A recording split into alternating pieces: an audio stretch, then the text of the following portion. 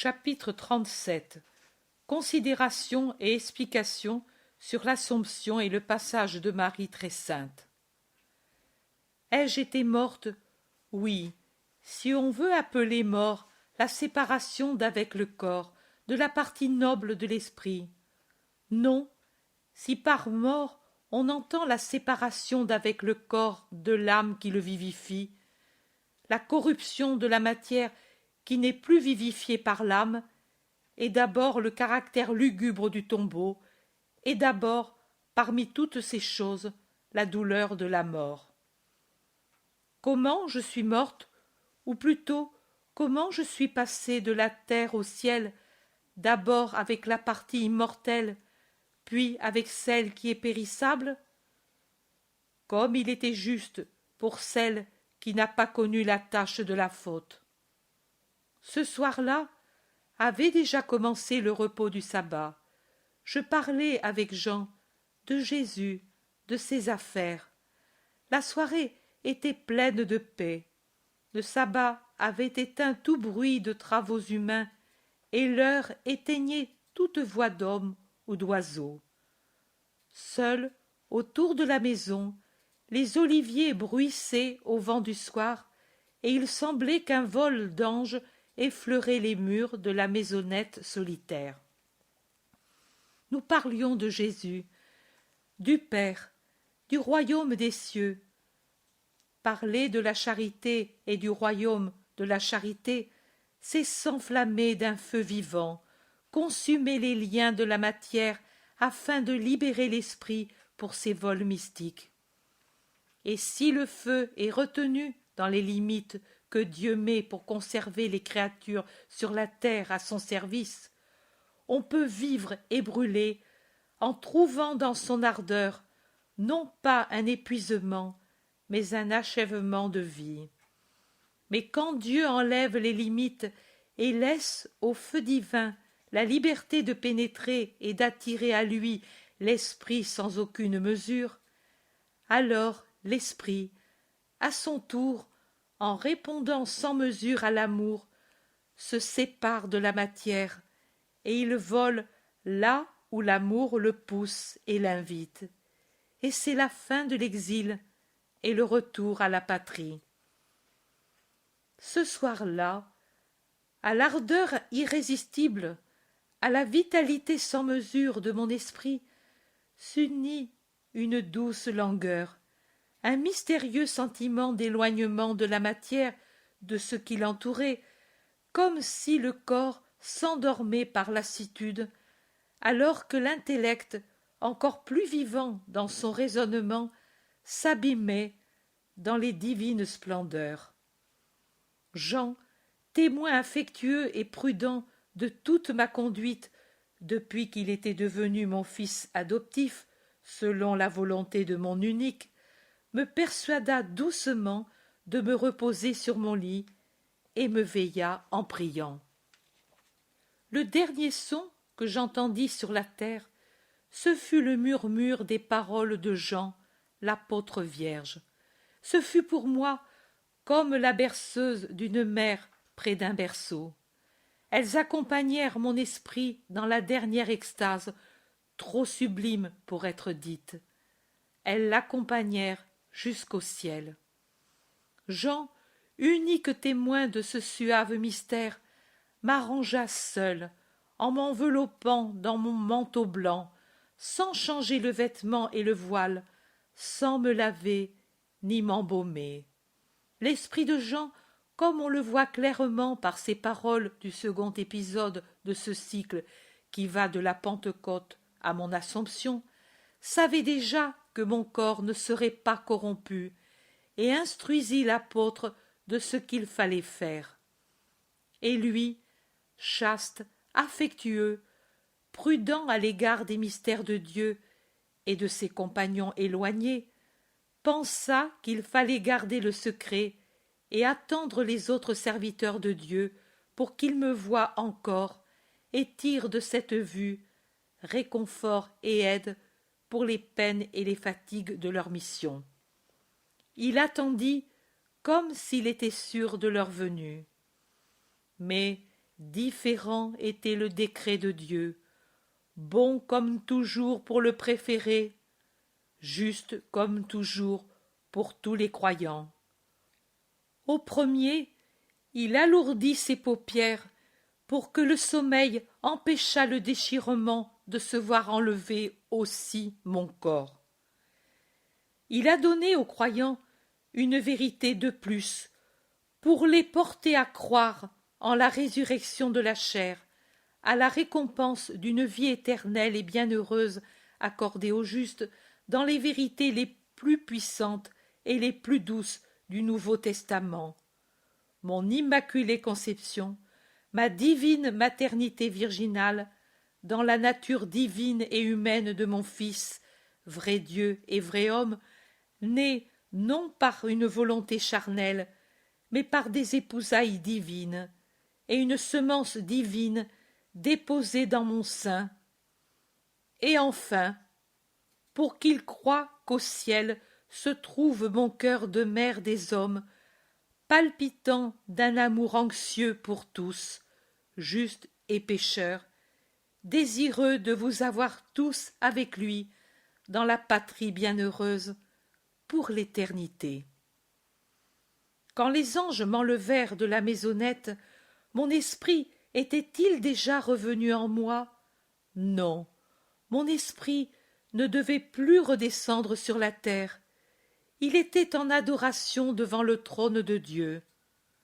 Mais quand la terre, l'exil, le temps et le lieu de la séparation d'avec mon Seigneur un et trin furent abandonnés pour toujours, mon esprit revint resplendir au centre de mon âme en tirant la chair de sa dormition.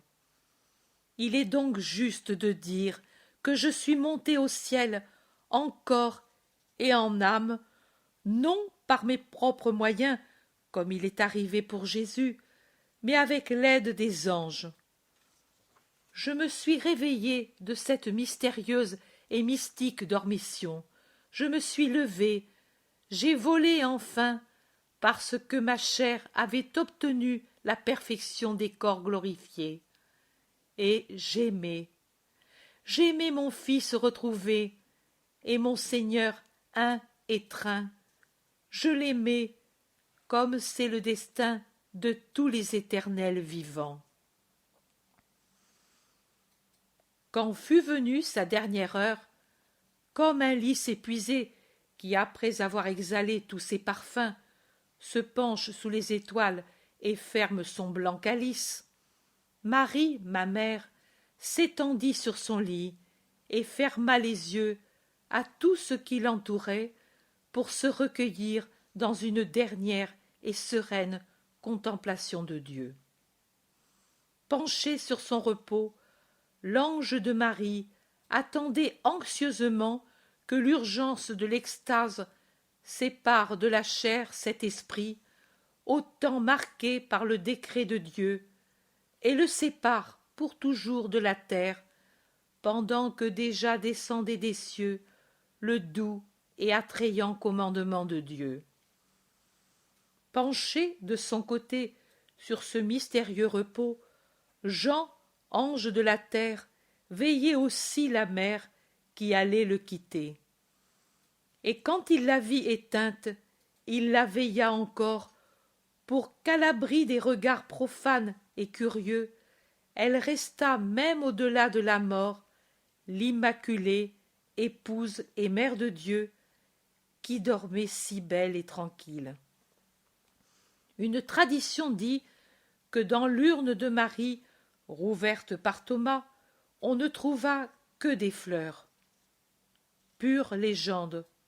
Aucun tombeau n'a englouti la dépouille de Marie, car au sens humain, il n'y a jamais eu une dépouille de Marie, car Marie n'est pas morte comme meurt quiconque a eu la vie. Elle s'était seulement, par décret divin, séparée de l'Esprit, et avec lui qui l'avait précédée, se réunit sa chair très sainte. Inversant les lois habituelles, selon lesquelles l'extase finit quand cesse le ravissement, c'est-à-dire quand l'esprit revient à l'état normal. Ce fut le corps de Marie qui revint s'unir à l'esprit après le long arrêt sur le lit funèbre. Tout est possible à Dieu. Je suis sorti du tombeau sans d'autre aide que ma puissance. Marie est venue à moi, à Dieu, au ciel, sans connaître le tombeau avec sa pourriture horrible et lugubre. C'est un des miracles les plus éclatants de Dieu. Pas unique, en vérité, si on se rappelle Enoch et Élie, qui, étant chers au Seigneur, furent enlevés à la terre sans connaître la mort, et furent transportés autre part, en un lieu connu de Dieu seul et des célestes habitants des cieux. Ils étaient justes, mais toujours un rien par rapport à ma mère, inférieure en sainteté seulement à Dieu. C'est pour cela qu'il n'y a pas de relique du corps et du tombeau de Marie, car Marie n'a pas eu de tombeau, et son corps a été élevé au ciel.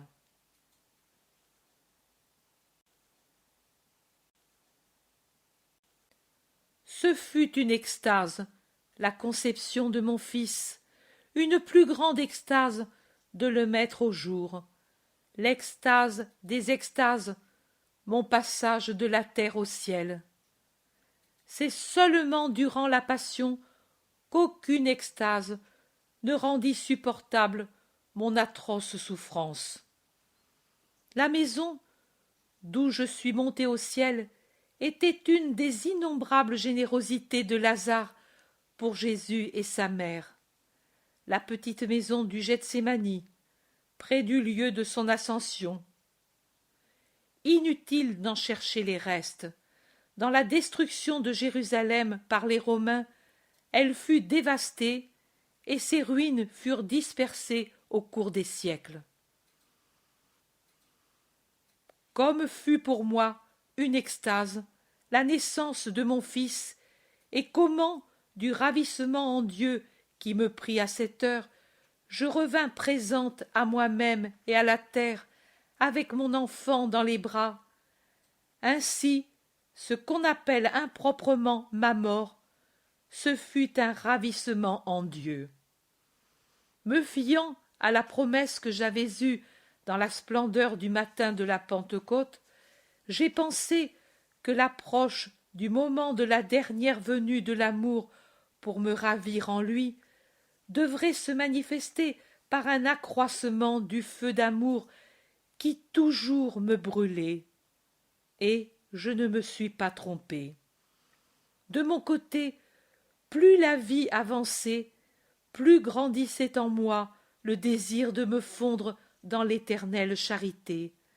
J'y étais poussé par le désir de me réunir à mon fils et la certitude que je n'aurais jamais fait autant pour les hommes que quand j'aurais été orante et opérante pour eux au pied du trône de Dieu.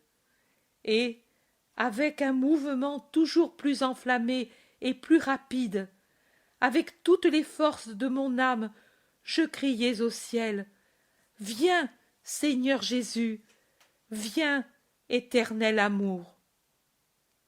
L'Eucharistie, qui était pour moi comme la rosée pour une fleur assoiffée, était vie pour moi, oui, mais plus le temps passait, plus elle devenait insuffisante pour satisfaire l'irrésistible anxiété de mon cœur.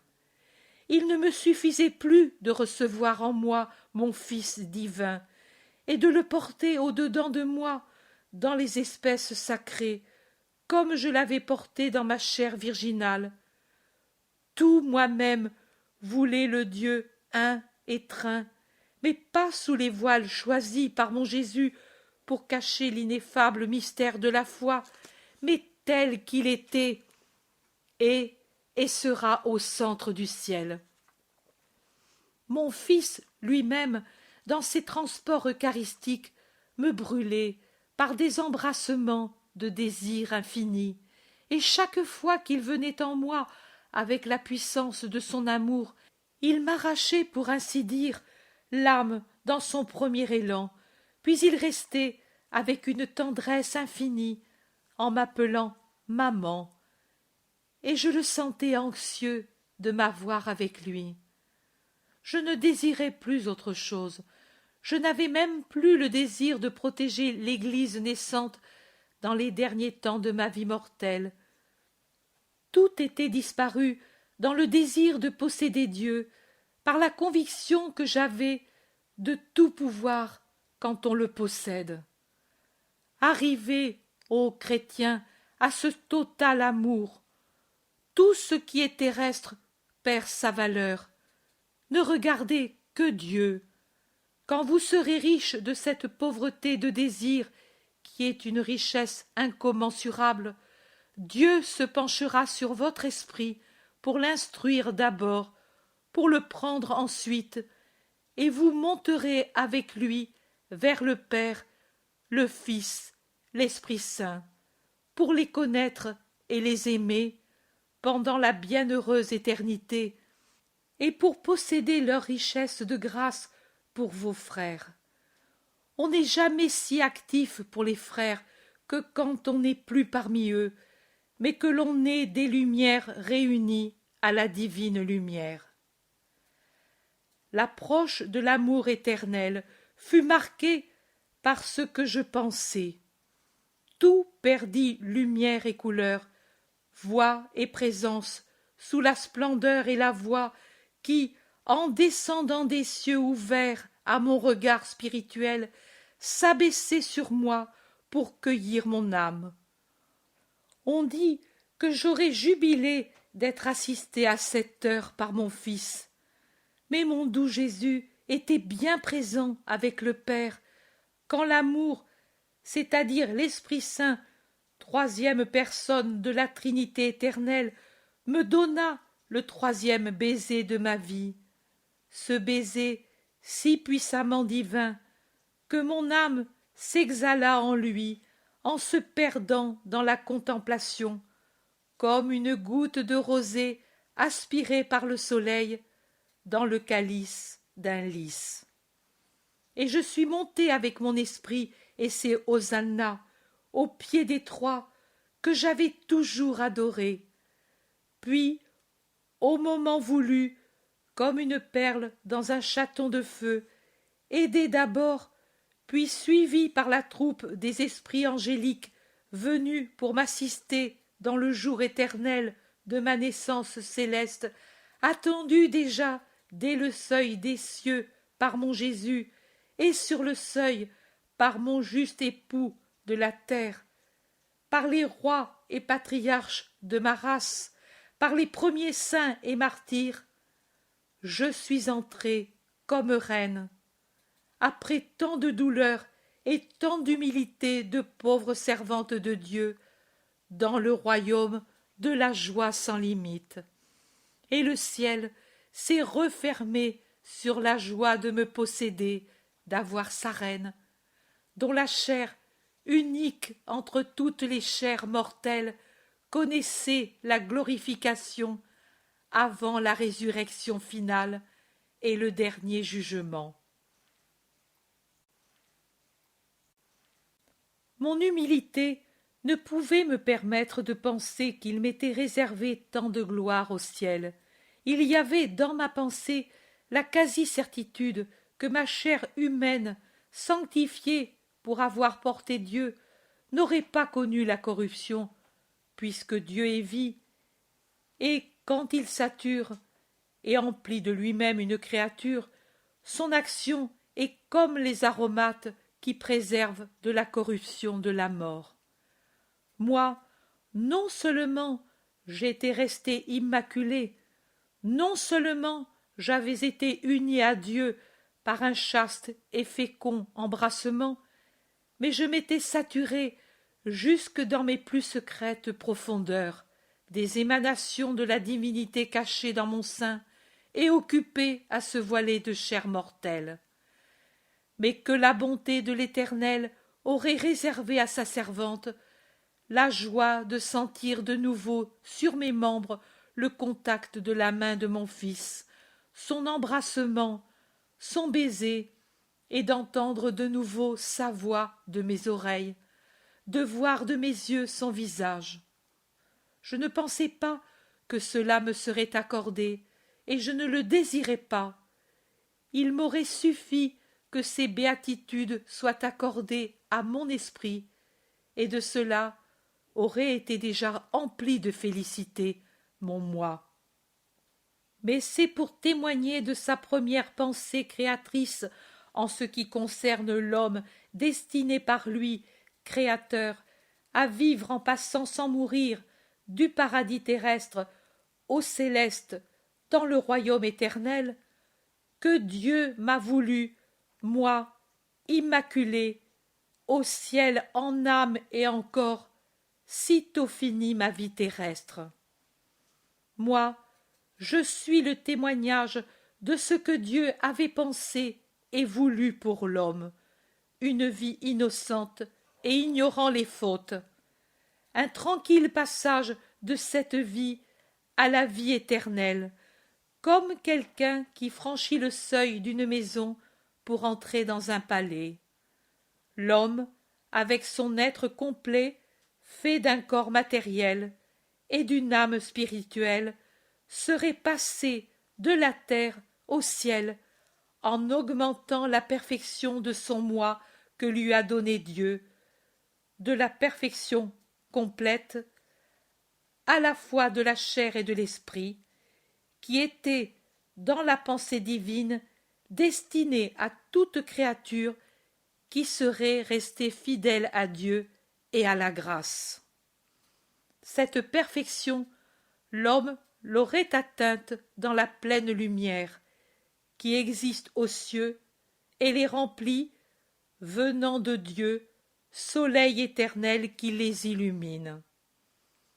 Devant les patriarches, les prophètes et les saints, devant les anges et les martyrs, Dieu m'a mise, montée en corps et en âme, à la gloire des cieux, et il a dit: voici l'œuvre parfaite du Créateur, voici ce que j'ai créé à ma plus véritable image et ressemblance entre tous les fils de l'homme, fruit d'un chef-d'œuvre de création divine, merveille de l'univers, qui voit renfermé en un seul être le divin dans son esprit éternel, comme Dieu et comme lui, spirituel, intelligent, libre et saint.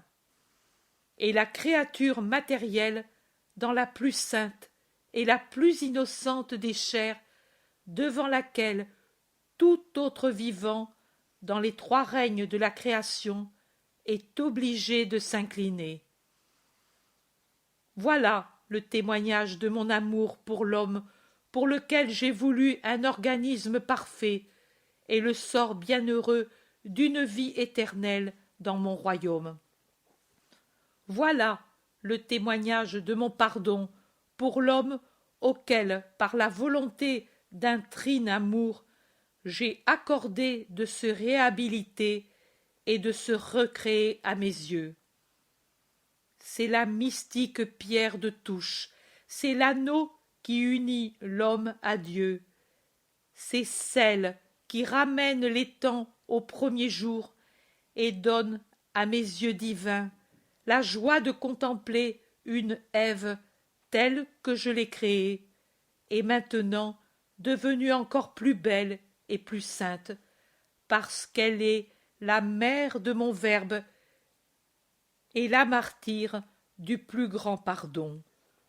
Pour son cœur immaculé, qui n'a jamais connu aucune tâche, même la plus légère, j'ouvre les trésors du ciel, et pour sa tête qui n'a jamais connu l'orgueil, je fais de ma splendeur un diadème, et je la couronne, puisqu'elle est pour moi la plus sainte, pour qu'elle soit votre reine.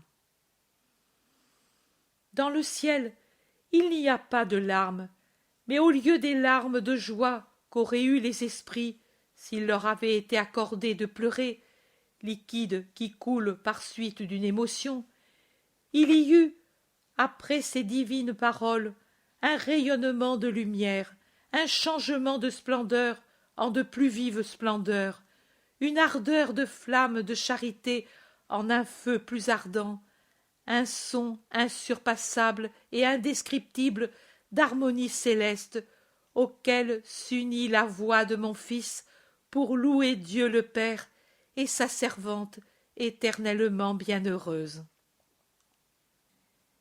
Il y a une différence entre la séparation de l'âme d'avec le corps pour une vraie mort, et la séparation momentanée de l'esprit d'avec le corps et d'avec l'âme qui le vivifie, par extase ou ravissement contemplatif. Alors que la séparation de l'âme d'avec le corps provoque la mort vraie, la contemplation extatique, c'est-à-dire l'évasion temporaire de l'esprit hors des barrières des sens et de la matière, ne provoque pas la mort. Et cela parce que l'âme ne se détache pas et ne se sépare pas totalement d'avec le corps, mais le fait seulement avec sa partie la plus excellente qui se plonge dans les feux de la contemplation. Tous les hommes, tant qu'ils sont en vie, ont en eux l'âme morte par suite du péché, ou vivante par la justice, mais seuls les grands aimants de Dieu atteignent la contemplation vraie. Cela tend à montrer que l'âme qui conserve l'existence tant qu'elle est unie au corps, et cette particularité est pareille en tous les hommes, possède en elle-même une partie plus excellente, l'âme de l'âme ou l'esprit de l'esprit, qui chez les justes sont très forts, alors que chez ceux qui ont cessé d'aimer Dieu et sa loi, ne serait-ce que par la tiédeur ou les péchés véniels, ils deviennent faibles, privant la créature de la capacité de contempler et de connaître autant que peut le faire une créature humaine selon le degré de perfection qu'elle a atteint, Dieu et ses éternelles vérités. Plus la créature aime Dieu et le sert de toutes ses forces et possibilités, et plus la partie la plus excellente de son esprit augmente sa capacité de connaître, de contempler, de pénétrer les éternelles vérités. L'homme, doué d'une âme rationnelle, est une capacité que Dieu emplit de lui-même. Marie, étant la plus sainte de toutes les créatures après le Christ, a été une capacité comble jusqu'à déborder sur ses frères dans le Christ de tous les siècles et pendant les siècles des siècles, de Dieu, de ses grâces, de sa charité et de ses miséricordes. Elle a trépassé, submergée par les flots de l'amour. Maintenant, au ciel, devenue un océan d'amour, elle déborde sur les fils qui lui sont fidèles et aussi sur les fils prodigues, ces flots de charité pour le salut universel, elle qui est la mère universelle de tous les hommes.